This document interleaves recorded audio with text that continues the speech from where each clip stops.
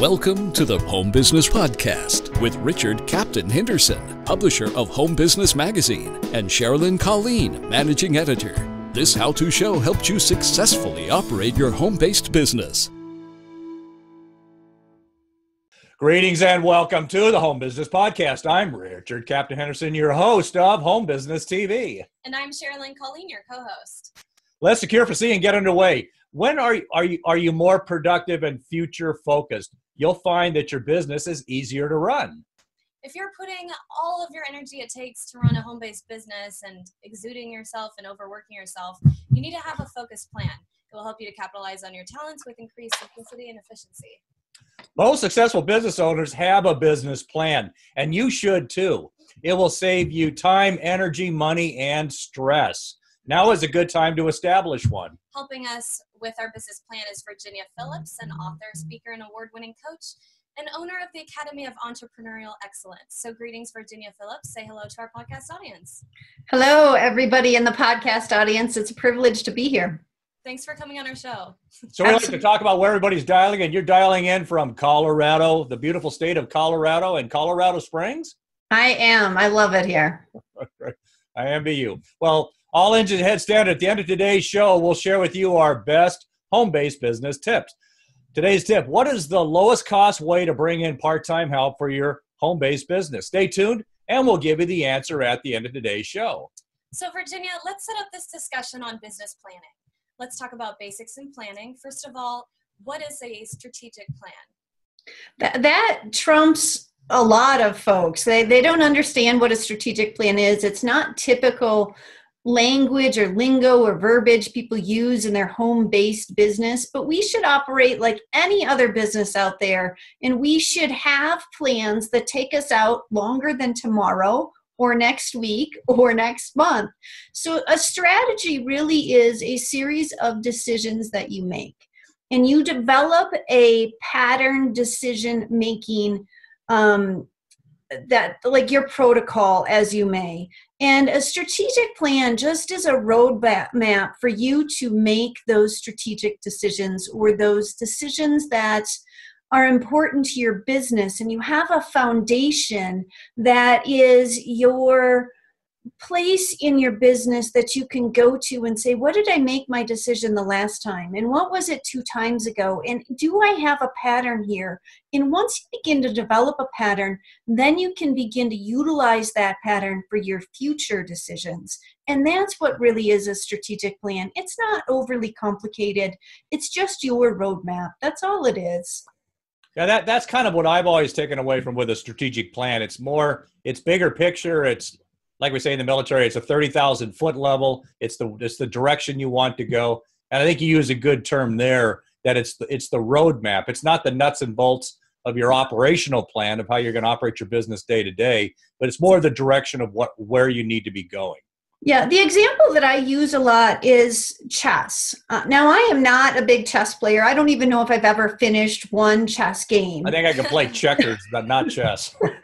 But I will tell you that your mission statement and your vision statement and the products that you have are more about what you offer. But when you sit down in front of a board for chess, you want to think about what the next player, where they might be moving to, and how you're going to step aside or step in front of them. That's strategy. And you need to have that strategy in your business as much as you do in a game like chess.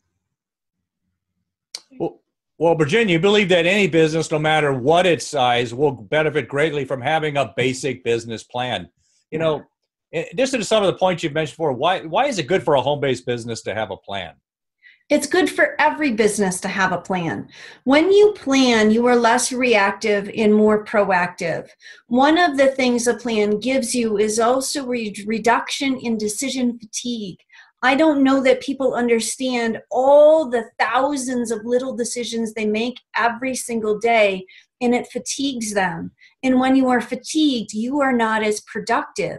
If you have a preset plan that says you're supposed to go left, and then you're supposed to go right, and then you're supposed to go left again, you don't have to think about that in the time that you are under stress or under pressure to get something produced. You have a plan that's written out there for you, and you abide by your plan. But what's great is it's your plan. You can't change it at any point in time. If you don't want to go left at the moment, you want to go straight, you can choose to adjust it.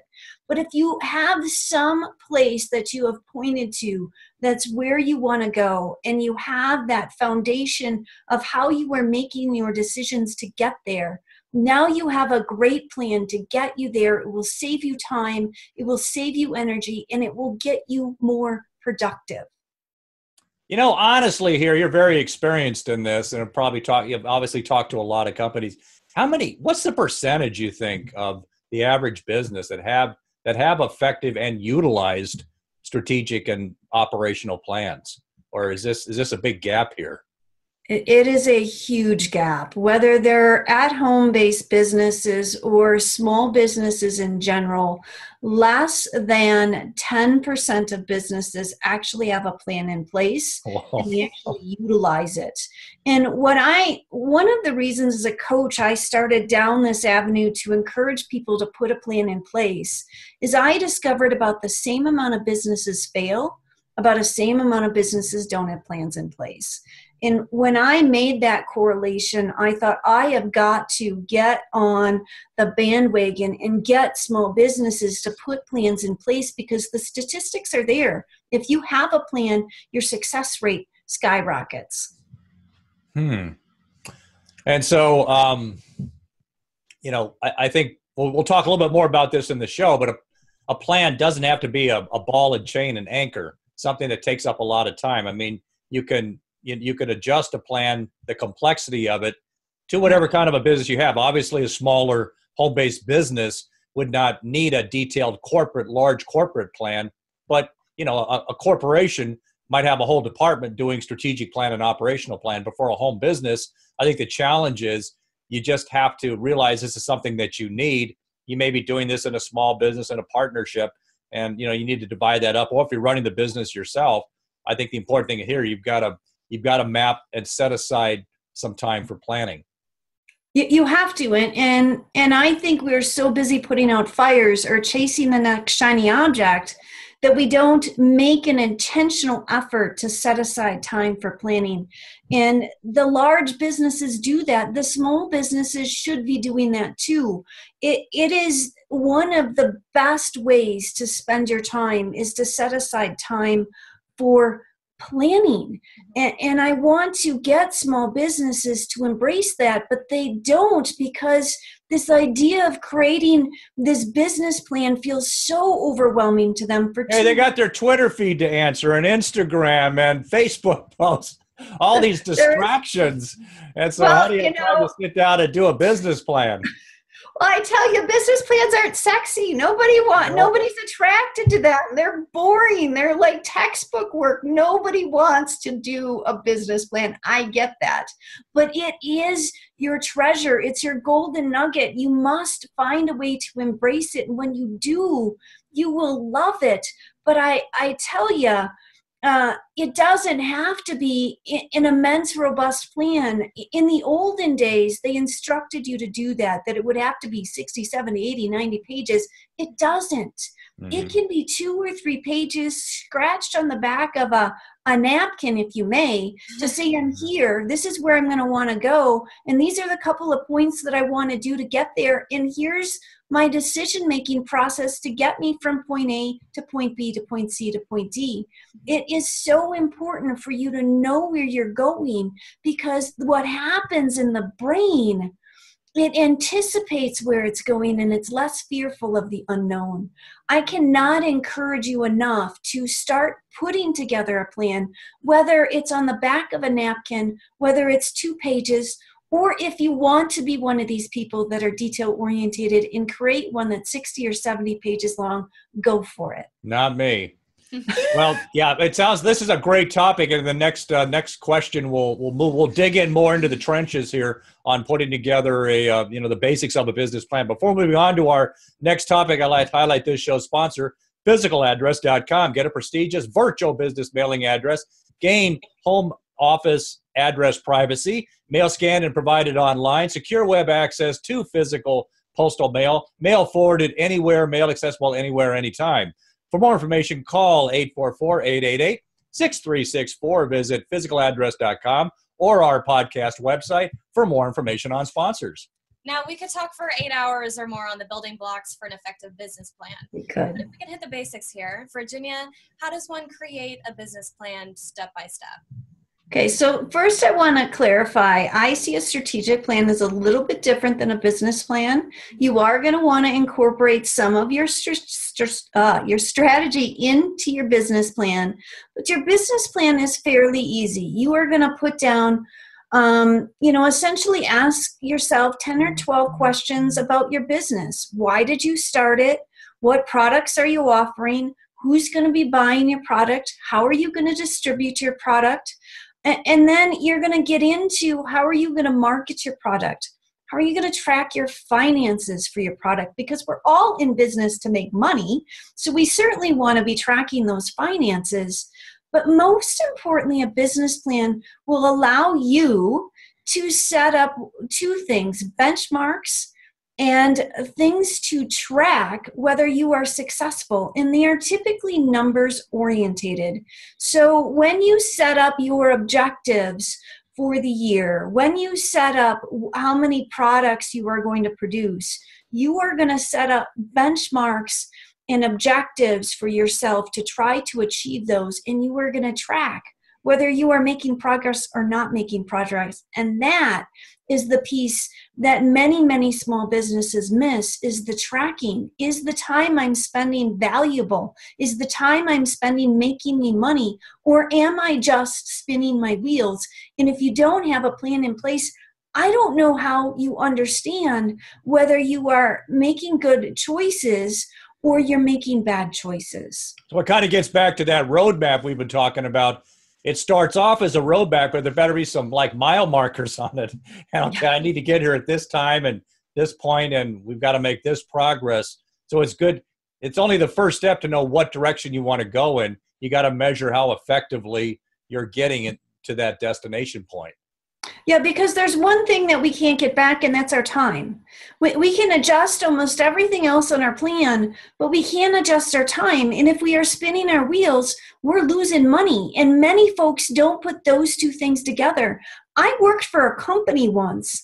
It's a large company, but they built a whole new building so they could save their employees like 6 or 7 steps a day, because they calculated how many steps it would take for them to save X amount of dollars, and it was worth it for them to build a whole new building, move the entire staff, move the entire workforce to a new building to save a few steps. But we often don't think about that in our own work world. We don't think about the little shaves of time that we can save ourselves instead of putting out fires, setting up resiliency, instead of, spending an extra few dollars because we're caught between the time we have and what we need to get done, instead of planning where we could saved ourselves those few dollars and gotten it done on our own, instead of hiring somebody at the last minute, paying extra fees for rush jobs and those sorts of things. Planning is so, so key to saving yourself dollars and time. So, for the listeners to understand, they've got to put some time to this, and they figure out where they're going to go, and they figure out the mile markers, how they're getting there. It's not just an exercise in futility and a time waster. You'll actually run your business better, and you'll figure out what's working, and you'll figure out if you're making your profitable goals. And most importantly, I think in the military, when you need to change course and you need to make adjustments.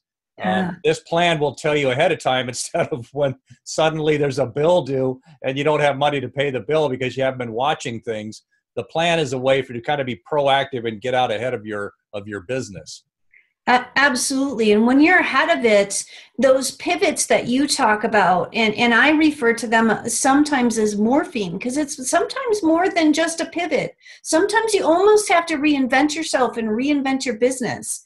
I had a discussion with an influencer just a couple of days ago, and he said the way I've been generating leads on LinkedIn just in the last couple of months doesn't seem to be working. And it's been doing phenomenally for me for years. Why isn't it working? Well, he knows it's not working because he is tracking his statistics and he has a plan in place. And now he's faced with, he might have to morph. He might have to find a different way to generate those leads, but that only comes from having a plan in place. So maybe another way of looking at this, if your business, if you found the best product and the best service and it's all going great, you might get by with not having a plan. But for the average 80% of us who are running home-based businesses, you've got bumps and grinds, and you need to get, to track these through a plan. So, we had a saying in the military, the plan was only good until the first shot was fired. So, how do we implement a plan? Once a plan is created, Virginia, how does it help a business owner? So we've hit some of these points already about how it's, it helps you to track where you're going in your measurables and making adjustments. Is there, any other points you can share about, how this can help? Well, I think there are some underlying things that people don't obviously see how it can help. One is I always coach with my clients that I want them to be like the parent in the stands for their own business that can sit out there and say, that is my business, and be so proud of it being their business. And if you don't know where the business is going, I don't know how you can sit in the stands of your own business and be your best champion and say, I'm proud of us where we're at today because I know where we are headed, and where we are headed is amazing, amazing places. And when you do that, it builds confidence. When you have confidence in where you are going, you attract people to your business. I think unlike anything else you can do, you can have 18,000 likes or 180,000 likes on your business page. And if people don't know where you're going, and if they're not interested in where you're going, they will tap out, they will leave you, or they will be looky-loos and not really engage. People want to go places with you. And a business plan helps you figure out where that is and communicate to your audience where you're going so they can come be a part of your journey with you, because most of us don't want customers that are one-time customers. We want to get them and keep them. And the best way to do that is have confidence in where you're going so that you can communicate that to them.